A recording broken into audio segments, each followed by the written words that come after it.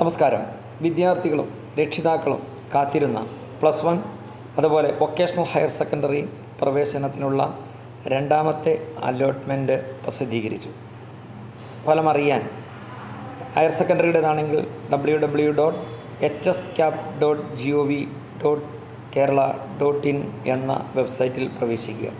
Vocational higher സെക്കൻഡറിയുടെയും vhscap.kerala.gov.in എന്ന വെബ്സൈറ്റിൽ പ്രവേശിച്ച് ആപ്ലിക്കേഷൻ നമ്പറും ഡേറ്റ് ഓഫ് ബർത്തും സബ്മിറ്റ് ചെയ്താൽ വൊക്കേഷണൽ ഹയർ സെക്കൻഡറിയുടെയും റിസൾട്ട് കിട്ടും.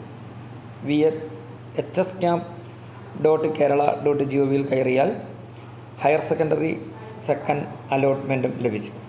അലോട്ട്മെൻറ്റിൻ്റെ പ്രിൻ്റ് എടുത്ത് ഏത് സ്കൂളിലാണോ അഡ്മിഷൻ ലഭിച്ചിരിക്കുന്നത് ആ സ്കൂളിൽ രക്ഷിതാക്കളോടൊപ്പം ഒറിജിനൽ രേഖകൾ സഹിതം 10-11 തീയതികളിലെത്തി അഡ്മിഷൻ എടുക്കേണ്ടതാണ്.